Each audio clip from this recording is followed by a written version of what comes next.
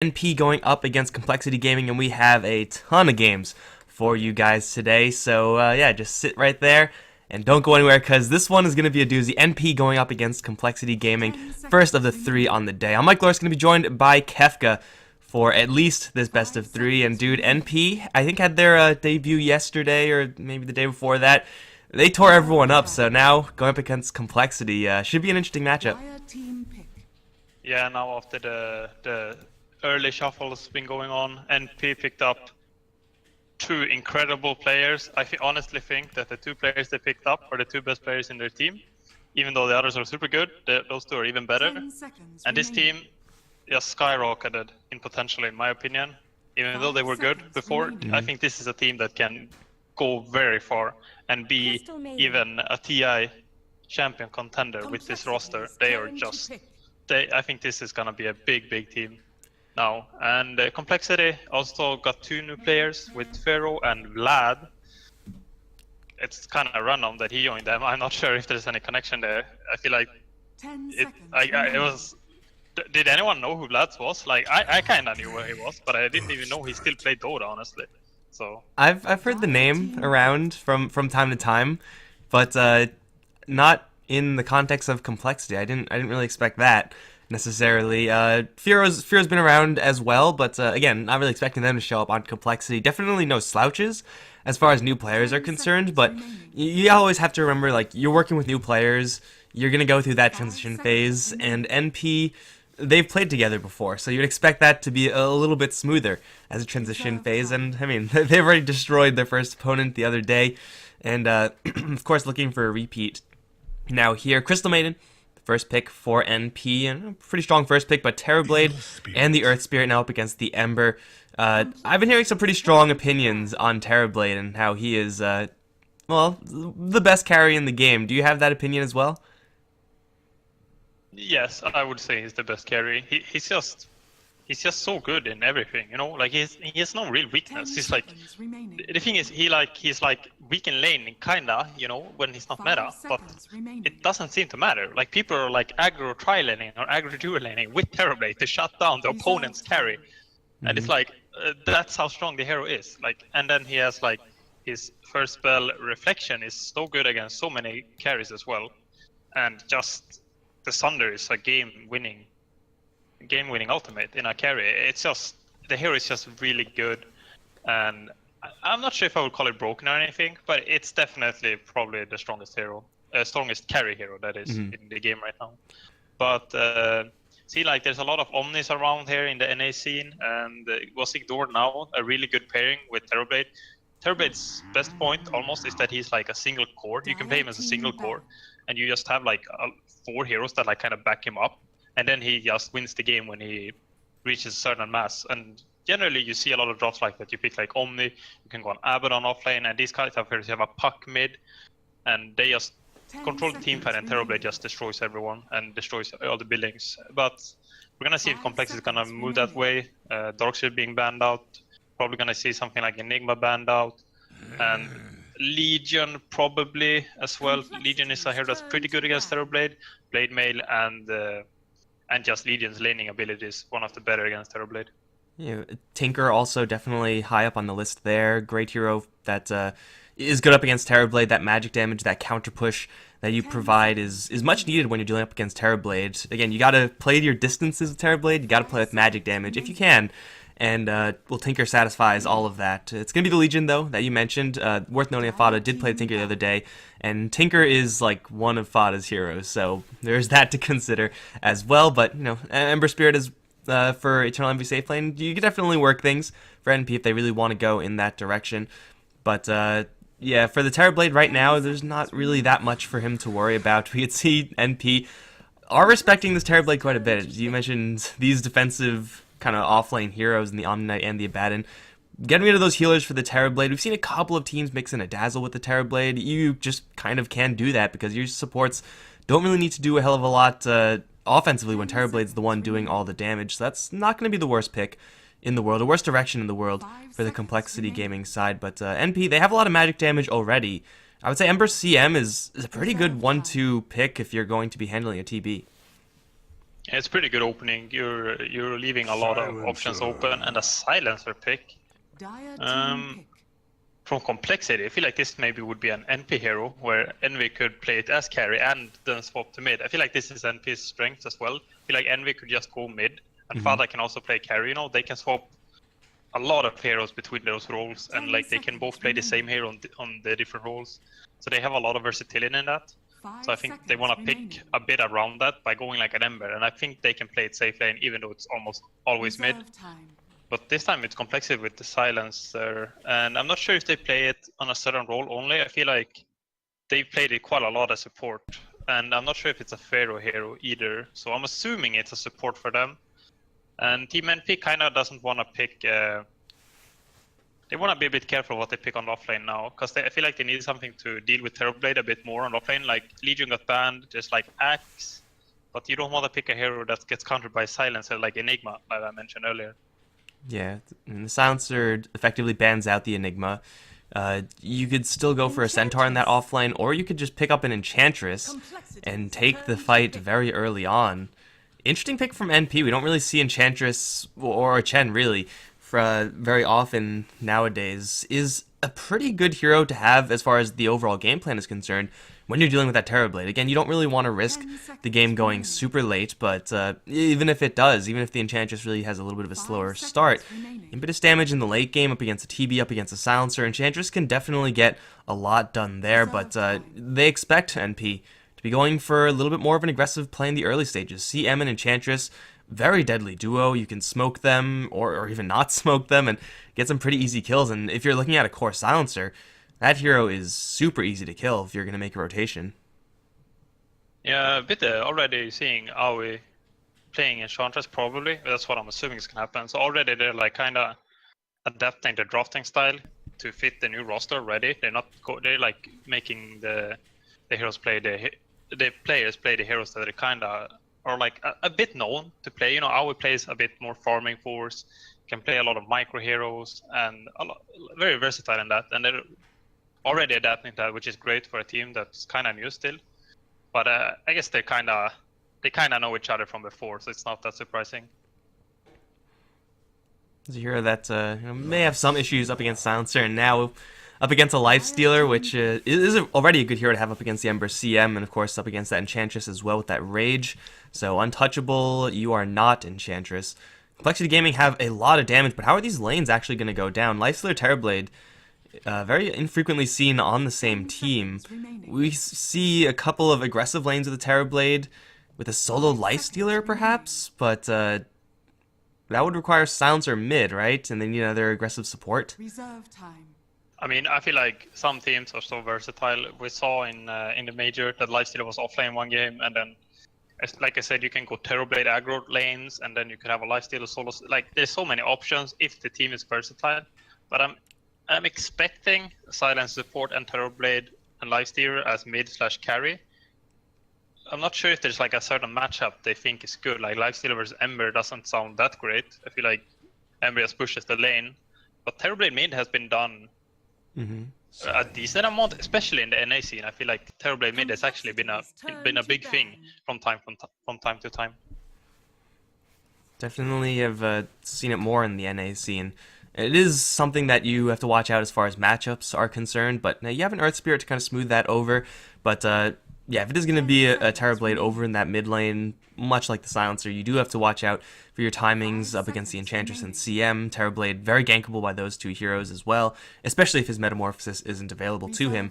NP now going to grab most likely MSS's hero in that Sand King. Just another stun to have is a hero that may have some difficulty going up against the Silencer as far as chaining his spells together as he wants to, but at the same time, Sand King is a hero that very proactively can hunt for and deal with the Silencer before that really becomes an issue.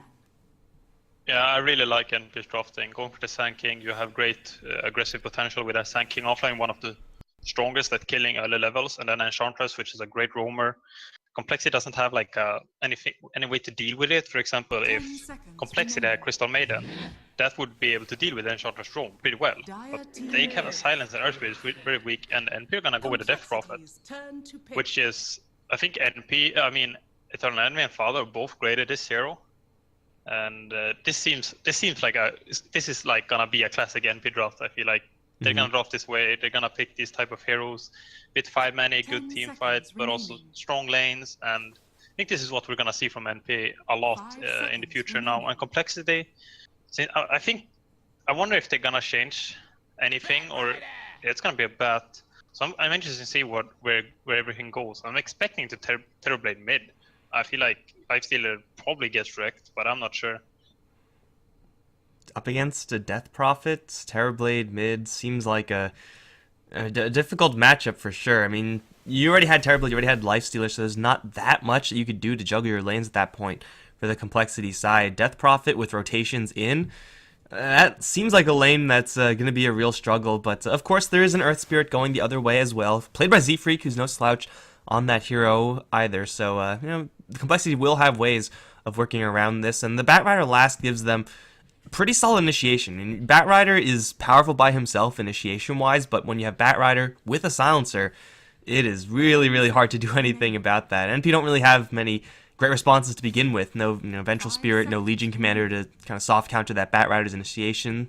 No real ways of purging themselves of that Napalm and Enchantress, CM. These heroes can't really deal with the Batrider effectively on the defensively at all, so I like the Batrider pick up against NP, especially with this silencer, but I don't know, the cost in the lanes for complexity might be a little bit too high. Yeah, complexity are gonna run. They're running the silencer, bat combo, and silence support. This is a classic, like you mentioned. It's a really good combo. You just initiate with Batrider, you just pop global. A lot of times there's save heroes against the Batrider, and then silence just stops any kind of save because they're silenced, and then you kind of need like big items until you get past that. But so it's gonna be Envy, Death Prophet, and Fata Ember apparently, unless they swap. And I'm assuming Death Prophet is gonna be mid, so it's gonna be Eternal Envy, Death Prophet mid. And this is something he's actually, I feel like he's like a bit of a hipster when it comes to Death Prophet. I think he's been playing Death Prophet for like a year straight, and he also is a hipster when it comes to solo quest, because he was doing Death Prophet solo quest in pubs like 1.5 years ago when the hero was not meta and the item was not meta. Oh god, really? We're gonna be doing this in this game? Thankfully my in-game isn't really that loud, but if this becomes the meta where something bad happens and then we have a whole bunch of like public audio, I'm actually kind of okay with that. But at any rate, for right now, as you said, Solar Crest, definitely on paper a strong item to have on Death Prophet, but it just doesn't seem like many Death Prophets find the time to pick up that item, just because items like Bloodstone and Yule Scepter typically take the cake a little bit more. Is picked up a lot more nowadays, I notice. Just Solar Crest on any hero that can afford it. Maybe has something to do with the fact that Midases are picked up a lot more, so these supports have the gold in order to buy those Solar Crests. But definitely flexibility here for NP. AUI... Oh, he was not spotted? Okay. It looks like that's a clear line of sight, but... I think I was very close, but he managed to hide. Eternal Envy is actually safe lane in the Prophet. I was wrong. And I don't blame myself for being wrong. This is not common. You being wrong or Eternal Envy safe lane, Death Prophet? Maybe both. Let's go with that. But always actually smoked very early. He put down a ward, so here to scout the courier probably. I'm assuming he's kind of looking for a courier snipe. Unfortunately, Swindle Melon was greedy and using it early, so it's going to be a very late courier being sent out. So. But this is a really good start, being an enchanter, being kind of in opponent's jungle. You can pressure mid and opponent's safe lane very easy, and they are doing some weird stuff on complexity. I feel like this is kind of classic when Swindle draws and how he leads teams. They kind of do this kind of stuff that they're trying to do right now. Well, Swindles right now is kind of just baiting, and it looks like EE and Pi will take the bait. Lots of damage return to Death Prophet. That's 3-stack Napalm's TP very early on. Will get the Death Prophet out all the way back to the base, and Pi die. The slow CM will probably be okay. Earth Spirit does have an Orb of Venom, but Pi cut through the trees, will be fine, and we might have some action going over towards mid, because this is why AUI placed that Observer Ward. Unfortunately missed the incoming, so the salve and the quelling will be delivered. But I'm not liking this courier's chances on the way back home. AUI, 2 spears will grab the courier. And I really like this move well, period, but I really like it, particular up against this Terrorblade. You know, this matchup is something you definitely can abuse once the Ember Spirit gets level 3, level 4. Going for this TB is very feasible. You just got to lock him down as hard as you possibly can and have AUI just pretty much sit on this lane 24/7. I kind of want to see a Tornado or one of those lightning harpies just start spamming into Furo. Yeah, Vlad rotating now to help out, because the charger is pressuring a lot. Oh, hi. Oh, I die. Oh god. No My mana. fellow EU player. Well, Oh, he's baiting them. Z-Freak is taking a lot of right clicks plus tower shots, but it still will be Swindles to claim the kill, and looks like Z-Freak couldn't eat his tree for whatever reason. It is going to be first blood for Complexity, but you know, the fact that they lost their courier definitely softens the blow there for the NP side. And we also have ourselves a third lane. It's probably going to be a lot slower of a lane, but MSS with that Caustic Finale, definitely a struggle for any melee hero to deal with. Lifestealer perhaps slightly more capable at dealing with this than others, but still is not going to have a great time up against the Sand King, especially with Sand King having that additional mana from the CM. Yeah, I think this lane is gonna be relatively even with Sand King, some killing potential, but I think Mu will deal with it well. I think he's pretty experienced in 1 versus 1, even more so than MSS probably. But this is a pretty hard matchup. Is he gonna drop? This is kind of scary by him, actually. Oh god. MSS has another Burrow Strike. Moo. I didn't say anything. Pop goes the Lifestealer, but MSS will get rolled in on. No, jukes to the side, but still goes down. Somehow. And now Z-Freak, well, he's kind of awkwardly here, as is AUI. How the hell did... Is there a tower shot that snuck in that I just didn't see? Probably. Either way, it's going to be 1-for-1 kill, but it's still a pretty decent trade for the NP side, all things considered. Even though experience does go the way towards Z-Freak, keeping this Lifestealer down as best they can, kind of only having to worry about this Terrorblade over in mid lane. Definitely the way you want to set things up as the team, as the NP's team. Oh, there was a question mark from Mu when he denied. That's a compendium level thing, right? Yeah, I think it should be. Yeah, so he's committed for those question mark denies, for the extra taunt. This is actually a really cool set by the one Lifestealer. I'm gonna talk about this. This is one of the best sets I've seen in Dota, actually.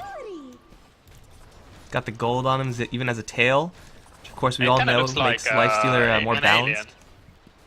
I feel like it looks like an alien. It's pretty cool. I like this a lot. At least the tail kind of looks like it. But there are 2 other lanes as well. And Complexity are doing very well in the lanes, though. The Terrorblade is doing a bit better than I thought. I thought it could be even, but I didn't think he would be actually kind of destroying. I guess he's not destroying, but he's doing very well. That was very small participation from AUI in that mid lane. I don't think he sent any creeps to spam at Furo. He definitely didn't make any kill attempts on Furo. And to be fair, there was a silencer hanging around that mid lane for quite a long time as well. But yeah, I definitely didn't expect the Ember Spirit to be falling this far behind. Maybe if AUI was a little bit closer to the lane once the courier came out the first time, deny that Quelling Blade, deny that extra salve that came in, that definitely could have made the difference there. But for right now, it is going to be the Ember Spirit behind, but you know, not so far behind that he's just completely locked out of the game. He still has quite a bit of game, and they have a Death Prophet rather to kind of team up with as well. Oh, he's gonna get this, I think. Chains on Furo, level 5 Terrorblade's gonna pop an illusion. Gonna need some sick jukes. No, not even gonna happen. Fada gonna get a free kill. Z-Freak also messed up in the jungle, so yeah, that'll balance the lane pretty well for Fada. Yeah, that's really good read. He knew that Furo wanted to go for the shrines. He used the DD. Oh, another TPL from Envy. Envy is doing this plays. Yeah, it was kind of the first time actually. Like, why did he have a TP at the start of the lane? That was so random. It was pretty funny actually, and this is the second time he managed to survive by TPing out, so that's pretty good for him. Fada is taking a lot of damage. There's no rotation though. Z-Freak TP'd out a bit late. I guess he was still dead from earlier, or he had to regen from being harassed out by Aoi. Ooh, AUI just places an Observer Ward in sentry range, but of course no regular vision there, so they couldn't actually clear it. So now there is vision all over the place for this mid lane. Dire have eyes everywhere. And of course the point of this is just try to apply pressure to Furo and not have Fada get jumped. They'll see it coming and Fada will sidestep the Earth Spirit roll in, but still will take a little bit of damage. He has some backup coming from behind. There's a stomp from the Centaur. Pilot die to arrive as well. Fada will survive and get the kill. And Z-Freak just has to wander out of there. He will show himself once again. I don't think he can get anything done here. But AUI makes his first rotation, and Fada now killing off the Terrorblade twice. Once he gets level 6, this lane for TB gets so much more difficult. You just triple jump him with one other hero coming in. Yeah, pop goes the Terrorblade. MSS. He's going to go for bottom lane. There's an epicenter here, and it will be Butterfly to be cut down. Again, we think this is Vlad, we're not sure. But either way, it's MSS getting another free kill. Yeah, MSS doing really good. He's playing this lane pretty well. He died once, but he got the better trade. And this NP rotation, what is that? Oh, this is some envy stuff going on right now. And I'm not gonna say it's bad, but it's not normal, I guess, is what I would call it. This is some really weird stuff, but it's classic envy. It does seem like NP, they really like having Envy go to the jungle as soon as he's at all capable. I wouldn't say, like, you know, level 6 Death Prophet, it's time to jungle. But they've been doing this a lot, and they're just trying to give that support, the additional bump to level 6. Unfortunately, Pi is up against the Batrider, and CM against Batrider has very little game, and will get picked off, so is going to be a little bit more costly than perhaps NP were really expecting. I like the game plan overall. Maybe if Piladai was a Warlock, you can get away with that play, perhaps, but oh, it's going to be Mu on bottom lane, actually, to be picked off again, and 2 creeps from Enchantress, plus Sand King here. There's a lot of tower damage. Yeah, NP's laning is really strong. Swindle Melons is doing really good though, to kind of balance it to an extent at least. I'm going to make a prediction here. Envy is going to Roche with the next Exorcism together with Aoi.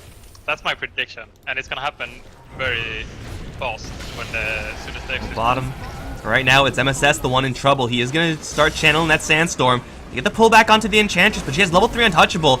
Is going to straight TP out of there with the Infested. He'll take the kill. And MSS Burrow Strike won't even work. It'll be 2 kills in exchange for mid lane, actually, where they are going to find and trade off for the Terrorblade. Kills happening all over the map, but ultimately Sand King Enchantress for a Terrorblade. Pretty reasonable for both sides, actually. I don't really think that's going to be particularly huge, except for the fact that it might have been a Fada solo kill with no one else there. I think it was. I didn't see the beginning of it, but when I looked, there was only Fada who was close. I think that was a solo kill. So Fada kind of making a big comeback after having a rough early laning stage. But I think Swindle Melons is the real MVP so far, with really salvaging the other lanes by rotating like this. Was really well played and really needed as well. He is on top of the net worth and also kind of helping his team out a bit, which is very impressive. He's got the drums already. He got a double stack off. That was some good timing right there. Yeah, he's gonna have an absolute truck ton of gold off of this one. This is like his Blink, more or less. It's gonna be very, very close, and if it is in Envy's plan to go for that Roche with the next Exorcism, a very early Blink Batrider will make that fairly miserable for the Death Prophet. She is just shoving the top wave for right now. You know, maybe you can use the second Exorcism for a tower, because, you know, that's... Oh no, don't do that. What normal people do, but he's gonna teleport out. Looks like they're actually prepping for something. Yeah. I trust my boy Envy. He's gonna Roche with this. I believe. They don't have a medallion. Okay, they're just greeting. Always going Midas. No one is queuing up a medallion. I think my dream is not gonna happen. Well, maybe the third Exorcism. For right now, though, it's AUI and MSS. Wandering about the jungle, they'll find Batrider. He is very tanky, plus with Firefly, Boulder, and Stomp, just to get out of there. I might sacrifice a couple of these neutral Swindle Melons, a little bit more cash towards his Blink Dagger. Definitely could have been worse. Okay. Exorcism, I heard it. Where is it? That is definitely not Roshan. Same thing. This is like you know, like old school Racer. Like people just farmed, and then like suddenly someone like realized you can use ultimate to just farm near pros, and this is like Envy taking it to the next level by using it on Death Prophet. I am not sure if I will approve of this, but it's definitely interesting. Well, each Exorcism got him one Ancient Camp. It's definitely you know, not the most gold in the world, and there was a day where this ultimate's cooldown was a lot less because people were using it to take down towers. If only they knew. They could have been using it to farm as well. Would have broken the game completely, but he is still with Hand of Midas, and he is going to work pretty quickly towards that Yule Scepter, so you may say, yeah, you can maybe get a tower in exchange for that if you really want to group up, but the results are there. Envy's still getting a lot of gold, and in the meantime for Complexity, Hero has been pretty well shut down, and will jump in for the Batrider. Most net worth on the team, though he will get a lot of help. Here comes Z-Freak, that'll stomp down the Enchantress. Fada does have a jump up to the high ground. Batrider on his tail. Fada thinking about turning around for this one, but doesn't have that much damage. He'll have to jump out one more time. Swindle Melons continuing to give chase. More napalm stacking up on Fada. Where's the help? It is not there. 5 stacks. Z-Freak is going to kick him. They're really respecting this Fada Ember, but I'm not really sure to what end. He's pretty screwed if you just right-click him right now. There we go. Flame Break, Dot will kill him. Mega kill for Swindles. And for NP, I mean, that's a great kill to have if they can get their hands on it, but sending a skeleton crew up against the tier 1 tower seems risky. Yeah, pretty deep dive, and I feel like Complexity's rotations defensively are really good. Like, they rotated when NP was diving bottom tower, and now the same when they're diving mid tower. They're really reacting properly and getting these counter kills. I thought Fada kind of made a nice place to dodge the flame break that would have killed him earlier, but didn't really have a way to get out of there. And NP aren't really capitalizing either. Like, Complexity rotate 5 people to save 1 guy and kill 2 people, win while everyone else is just farming. And it's not that it's bad, but that means that Complexity are getting their money worth in actually rotating 5 people to kill a few people, because there's no one pressuring any towers. Envy is using ultimate to farm Ancients, which is still weird. I think it's fine though. I think going for towers at this stage for NP is more risky. So I think you might as well use it to farm and accelerate a bit more, so you can get that level 12 and eventually 18 for the really value exorcism. I mean, Complexity are doing a pretty good job at punishing defensively, but still we have a Lifestealer who is having a pretty rough game, and the Terrorblade did survive the last engagement, but he as well not getting the most cash, at least not for Complexity to feel comfortable. It really is only Swindles who's getting a lot of income and will be able to influence the game with it, but for right now, he's had the Lifestealer inside him for a minute at least, and this is really dangerous for the Lifestealer. If you stay too long infested in, man, you're just doing nothing in the meantime. So in the meantime, for the NP heroes, Fada's farming top lane. Envy, I'm assuming, is Exorcism jungling, maybe not quite, but MSS has been pushing the bottom lane with AUI the entire time. It just seems like NP are getting a little bit more value on a little bit more of a global scale, despite being up against the Batrider, who's usually designed to punish those type of plays. Yeah, he picked up the blink on Swindles and then took in Knights and kinda didn't do anything for some time, Oh! Okay. Of course, he decides to pop out when there was actually a kill nearby. He's looking to Midas, but there's no creeps, and now he might pay. I think it's gonna be hard to kill him. MSS has the blink though, but if lads can get a good global silence if they need after the initiation from NP. Okay, this is gonna be a big team fight now. Both teams are kind of like grouping up here. Envy has the ultimate, right? Yes, he does. Maybe they're not going. They're rotating down actually. This is a good play if they catch him, and they should. Run AUI, run. Enchantress can sproink pretty quickly, but not that quickly. She's trying to heal herself. Not going to happen up against a Lifestealer with that magic immunity. So AUI will get punished for chilling on this bottom lane for a little bit too long. And no engagement up towards the top lane. Maybe they just didn't expect that infest to happen that quickly again, because he was able to let it cool down for that long. But a loss of an Enchantress, not really the worst thing in the world here for the MP side, since it looks like top lane still able to get this objective down. Envy not even using Exorcism for the tier 1 because you don't really need to, just poke away at it. And for Complexity with no Batrider in the area, well, it looks like it's going to be a free tower for NP, and in the bottom lane in the meantime, Swindles being chased down by Fada. Blade Mail first on this Ember Spirit. Really good item to have for sure up against an enemy Batrider, who is going to be able to dodge the first Remnant and the second Remnant. And is just going to walk away. Oh, he's greeting for this Satyr. Blink into the trees. Life, actually. They don't TP in 10, but they don't know about it, so they're going to assume he's gone. And the tower gets denied towards top lane as well. The past minute and a half for Complexity have been pretty darn good. Was actually not TPing actually, because there's a Lifestealer on the way. And it will be into the Enchantress. They'll find first. Tower denied in the meantime, but AUI very, very screwed, and Fada definitely cannot help him in that situation. Just going to shove the wave one more time, jump back. Tower denied, I guess, in the mid lane, so even tower denies. Yeah, that's a pretty clutch deny. Both teams are doing really. I think Complexity are doing really well in rotating here. They kind of lose a hero here though, but so far they really. I feel like it was looking pretty bad for them. Twin of Melons is gonna drop how much gold is he worth?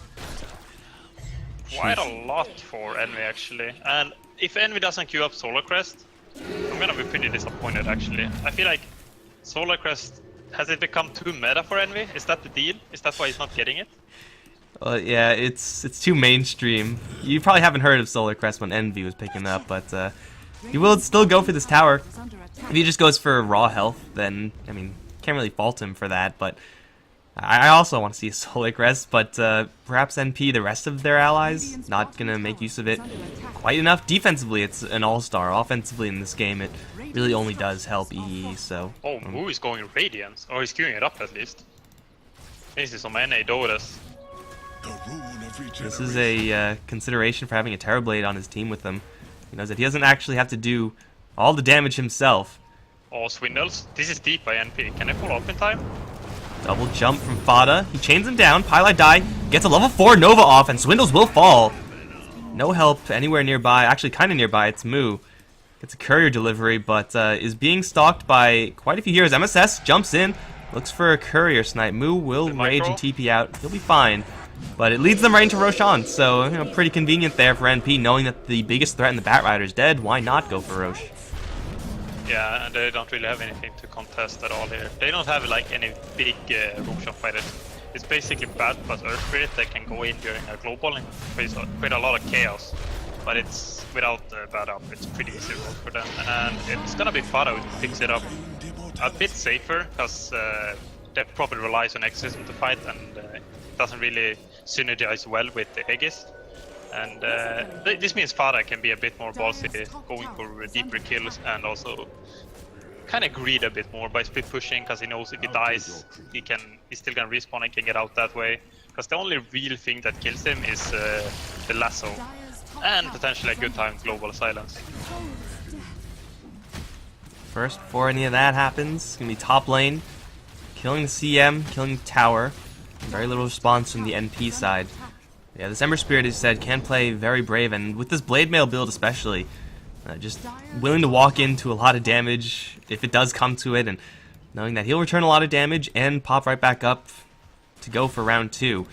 Has Travels probably coming out to him right now. Yeah, that's Hannah Midas and, for AUI and Travels.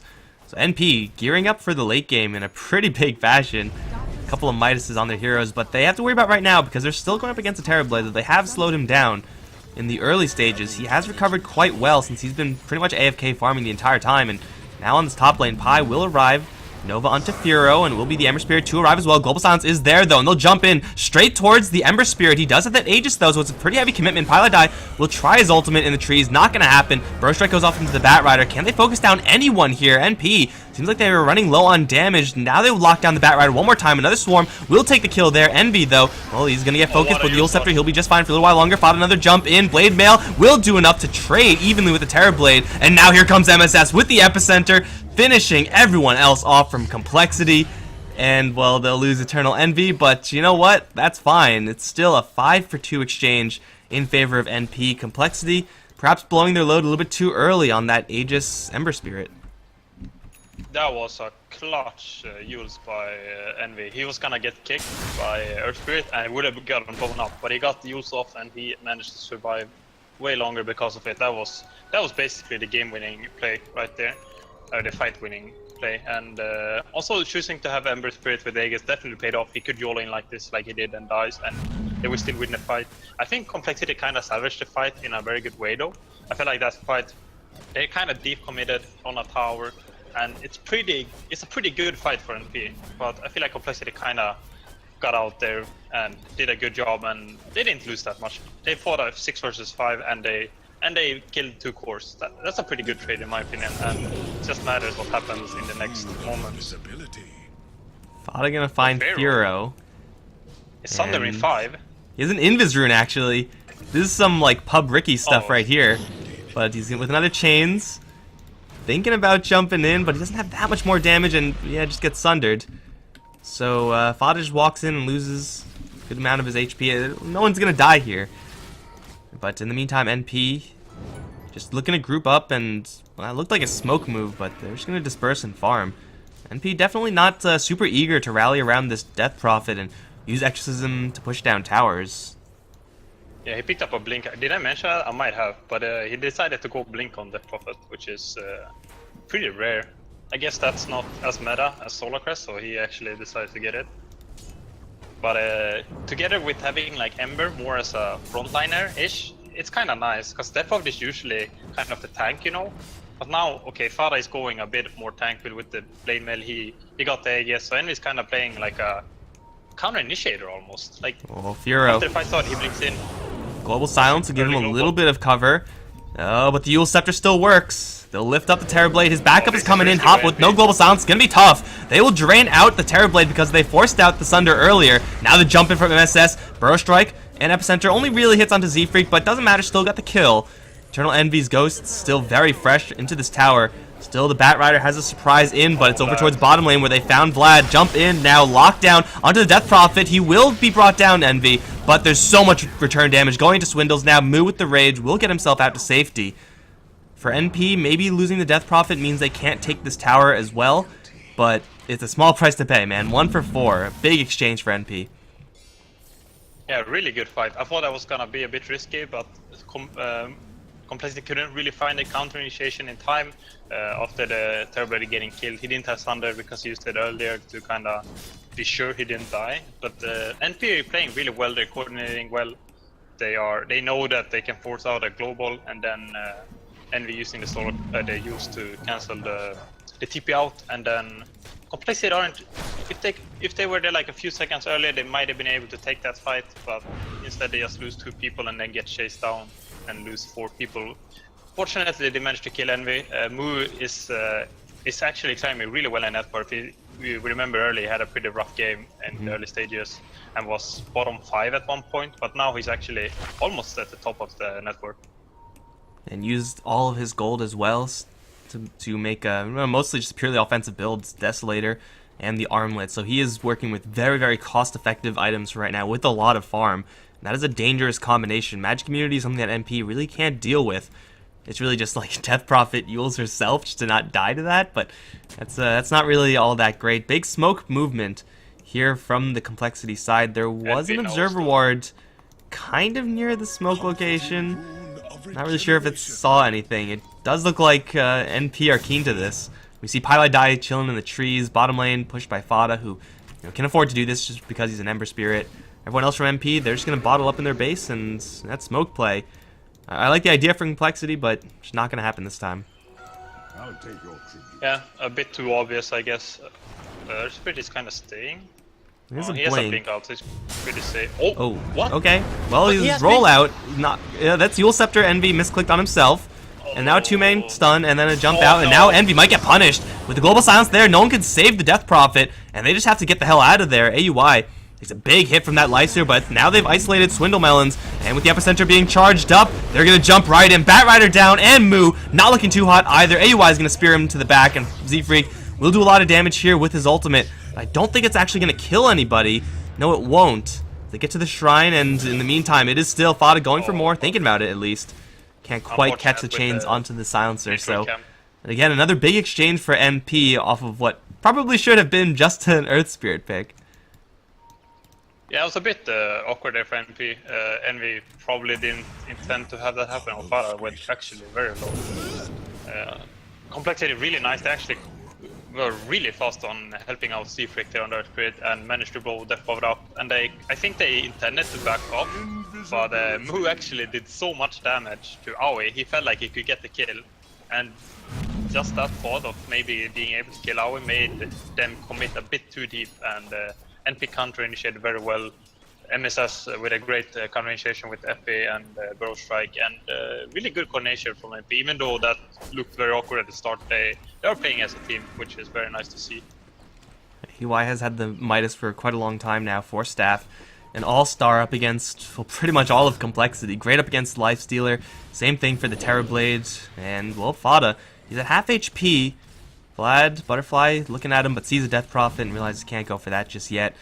NP, they still claim quite a nice win, and something that we haven't really mentioned all that much this game, MSS has been able to land some really big epicenters.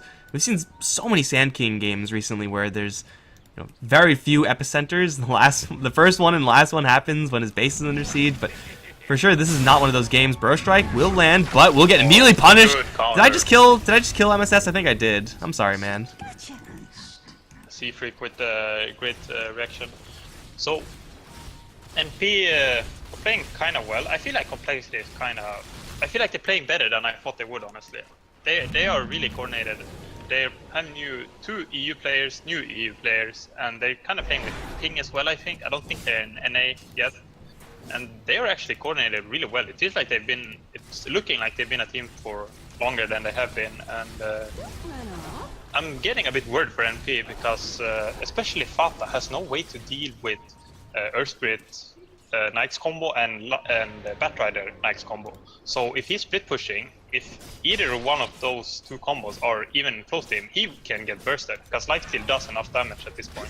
And he's going for Radiance and not dealing with this kind of pickoff that they can, but he's been playing well so far. But this seems like a liability that could end up costing them a lot. Radiance is like a pseudo-defensive item with that mischance that it offers. But again, up against the Lifestealer, up against the amount of control that he will be facing up against, it doesn't seem like it's necessarily the right kind of survivability, where you just need a little bit of extra health, a little bit extra time just to get that jump out.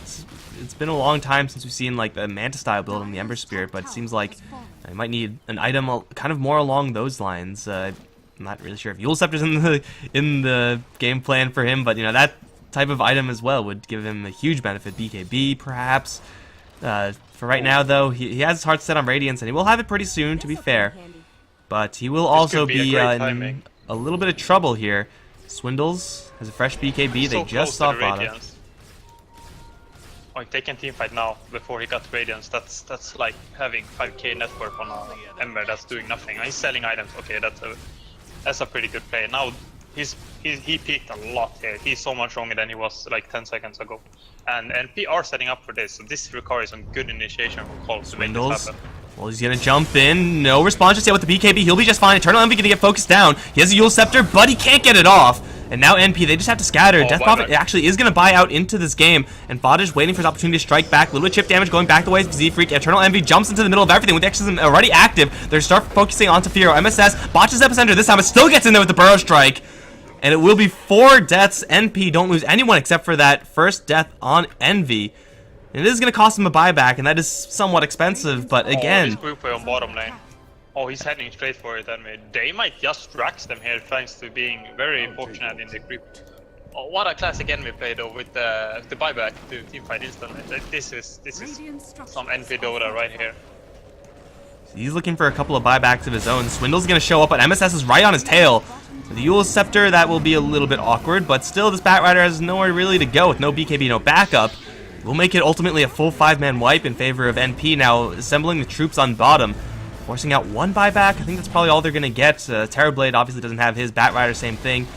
Still, Lifestealer is incredibly potent, but he cannot handle all of these heroes by himself, especially if he gets initiated upon. And he'll jump in from Z-Freak, lands a nice kick. Takes a lot of damage just from random chip. And now the Swarm, they'll pop the Earth Spirit before anything happens. Now Moo has to pop himself out of there. Diro has respawned. Eternal Envy on the front lines. Does not have a buyback, so he's got to be a little bit careful here. But still, the damage has already been done. Melee racks down, and NP looking to go right back in. They're going to get the jump onto Firo. He does have a Sunder, but he is going to go down before he can get anywhere close to that. And now Butterfly also going to fall as Moo can do nothing but watch. Another 4 kill for NP. Will solidify this bottom lane advantage. And then back out as a team. 14k net worth lead for the Dire. Yeah, what a fast turn of events. NP were leading a lot in this game. Or a decent amount, but that one buyback play. And then just being a bit fortunate, the creeps just turned this game completely, and Complexity are so far behind now. And do they have the ways? Do they have ways to deal with this? They can't really play that well from behind because enemy is getting to a point where he can siege pretty well, and they are lacking a lot on Complexity. Terrorblade is not strong enough to start killing people that gets close to him. Like these Enchantress is pretty tanky. Sand King is pretty tanky, Envy and Fada are tanky. The heroes that get close to Terrorblade are not dying, which is a big problem. and they are lacking a lot of damage now. They have very good single target damage, but at this point they're getting too far behind where the team fight needs to be better. Well, they're going to go in pretty deep for Oh, Pylai Dive with double force staffs are there with a lot of backup as well. They got baited in a Moo. He can't get his rage off. He'll get shredded by the ghosts. And Bat Rider, he has to pop his BKB. Nice kick from Z-Freak. Going to give the Bat a little bit extra space there to get out. MSS looking to give chase, as is Eternal Envy, but there's a Bat we're talking here. Eternal Envy still running intercept into Z-Freak. A little blink out of there. Earth Spirit should be fine. But going in pretty deep, and I was just about to mention, like, the damage on Terrorblades, yeah, that may be one thing, but he also just doesn't have enough control to be able to hit the person he wants to hit with, what, 3 force staffs on the NP side, plus the hero that doesn't have a force staff is the Ember Spirit and the Death Prophet, so yeah, if you're looking for a target, they're all just going to be shuffling away from you. You can't do anything about that as Terrorblade. You can get 1 kill with the lasso, that's fairly guaranteed, but everything after that, really, really hard to get the kills. Yeah, this mass force stuff is definitely a nice counter, and there's a lot of lockdown on complexity sides, but it's kind of hard to force NP to do stuff. Like, NP can just play reactively. They can just save the person that gets gone on because they know they're so far ahead. They have stronger team fight. The only thing they're really afraid of is the single target damage to burst one hero, and that's pretty easy to counter. You can even just Envy can just blink use a hero, and there's a lot of damage missing. If he just blink use Terrorblade just randomly in a fight, that means over half the damage of the team complexity is gone, and it becomes so hard to force a fight that you have a chance at at winning. And Batrider doesn't have a 4-step either, so the high ground defense is not as strong as it usually is when you have a Batrider. Usually when you have Batrider, you can blink, lasso, 4-step the hero in your base, and then you take a fight like that way. But he's gone this kind of aggressive teamfight build, and it's not gonna cut it at this stage. And it's gonna be so hard to make. They are really far behind. They need to burst heroes and just kill everyone before NP kind of gathers. If NP is gathered when the teamfight starts, they're probably not winning it. Man, you just went over like some tankiness. We got some new items coming up here on the NP side. Plate mail on a CM. When's the last time you were able to see that? Soul Booster on the Ember Spirit, just a lot of raw HP there. By the way, AUY, the supposed support, well, they're actually going to jump in towards an Envy first, and he's going to fall. I was going to mention Solar Crest, but doesn't seem like that's going to be quite enough survivability. Fada and Pi also spotted. They're going to actually dodge the stun, but still Ember Spirit gets silenced. Kick actually not used yet, and it will be used. Still will be dodged. Fada should be fine. Looks like they're kind of baiting this. Fada kind of wants to fight. He's going to make a big commitment in towards Swindles, but very quickly you realize he shouldn't have done that because Moo's right on top of him. They'll lose the Aegis. Epicenter now going to come in. We'll do a whole lot of nothing up against the BKB of Firo. Fada's going to respawn into unhappiness because he's going to get sundered, and he's already pretty much dead. He will burn down Swindles with the Radiance, try to jump out of there, will fall short, lots of damage, but not quite enough. MSS with the Burrow Strike has a chance maybe to get a pickup kill here, and he'll try it onto this Lifesteal. He'll land the stun, but no follow-up damage, and MSS will fall as well. NP really trying to greed out for a couple of kills after losing Envy, and it's going to cost them huge as they lost some really, really fat heroes. They're kind of panicking, I think. First of all, Envy getting picked off is not the ideal start, of course, but you can wait. The main thing is that Ember gets killed first, then NP almost always win if that's the starting of the fight. But then also, even this 4 vs 5, you have potential to win, but you kind of need Ember to die, and then when he respawns, you counter initiate with everything you have. But MSS kind of goes in, and he pops Epicenter, and he goes in while Ember is respawning, like 3 seconds away from respawning. And then MSS kind of wasted everything on a BKB target. And then Ember spawns, and he just gets sundered and silenced and killed. And then MSS is too deep and can't really help out either because he used 4 stuff to get in as well. Instead of just kind of relying on Ember to die alone, and he's gonna probably take the majority of the team down to maybe 50% HP. When you do that, and then you can counter after he respawns with everything you have. But it seems like they're kind of having struggled when Envy is not in there to kind of do a lot of stuff for them. Well, they'll get a freebie, it looks like. Z-Freak trying to teleport out of there. Way too much damage, though, from the NP heroes. So, yeah, that was definitely a rough engagement for the NP side. But, you know, with this pickoff, they definitely do still have a lot of game, and they'll actually find a random Bat Rider here. MSS will try to force staff himself to safety. Gets hit with the Echo Shell, and I think he's actually safe from Moo completely. They're going to drive the two away from each other. Swindles with the BKB is going to go in a little bit too deep, perhaps. There's a Global Silence here to maybe save Swindles, but I'm not really sure if that's in the cards. He's going to be picked off by Fada. And now with 2 heroes down, the game has changed drastically after that last team fight. With no Bat Rider, I don't know how Complexity fight. And they have to just stall now.